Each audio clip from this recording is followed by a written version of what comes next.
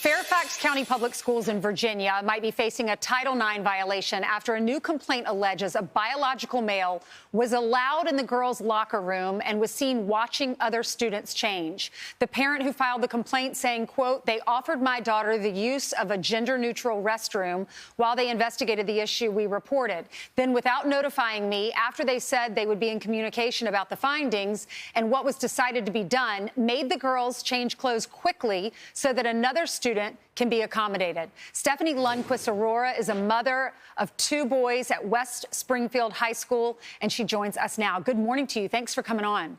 Good morning, Ainsley. Thank you so much for having me. Well, we appreciate you coming on to talk about this because this seems ludicrous to most parents. Now, tell me what happened. This was looked like a boy, facial hair, would walk into the locker room and just stare at the girls while they were changing?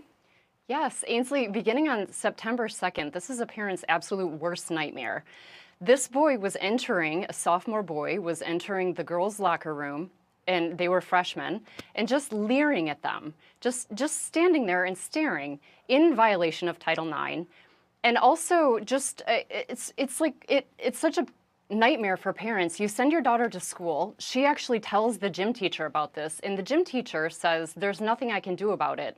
And that's not to say anything negatively about the gym teacher or the administration. Their hands are tied because this is a district policy which is implemented in all 199 schools in Fairfax County.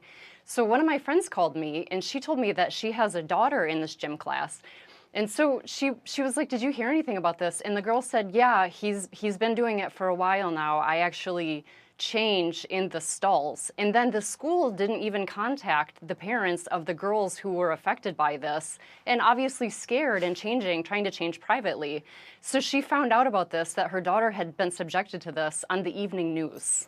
Wow. I mean, this has gone so far. You say that this school district is sponsoring predatory behavior. And you talk about how much it's costing the school and how, because of all these lawsuits in Fairfax County, that your taxes have gone up. You say that the school district has spent since 2019 $44 million in legal fees. And you make another good point to our producers. You said that parents have to give permission when their children have to take a Tylenol. Why don't parents have to give permission here? Elaborate on that, please.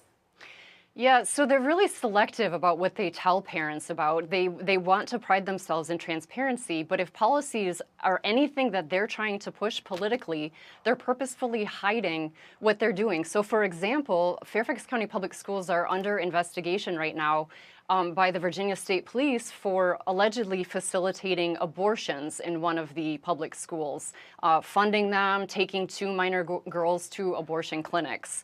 That's one example, and obviously one of the girls allegedly had the abortion and her parents were not notified. Another example, political in nature, are the pronouns issue. The teachers have an annual training which tell them that the parents don't need to be involved if they're so-called social gender transitioning the children at school. The training explicitly states it's called Training for Transgender and Gender Expansive Students. And I published on this in IW Features.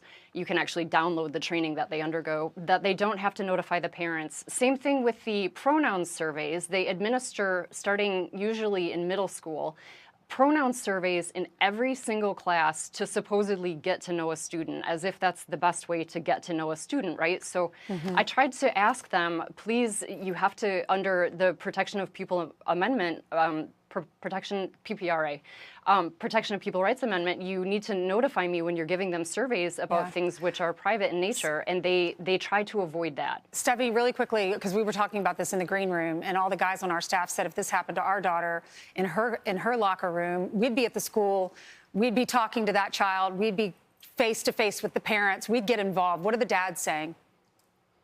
Oh, I think there's a lot of dads who feel that way. And and I actually think dads of daughters who are in second period PE class at West Springfield High School are ready to pull them out. And I can't emphasize this enough. This is happening not just in one high school, but in all of the high schools across the county. Stephanie, thank you so much. I know you've been very vocal about this and standing up for the students' rights.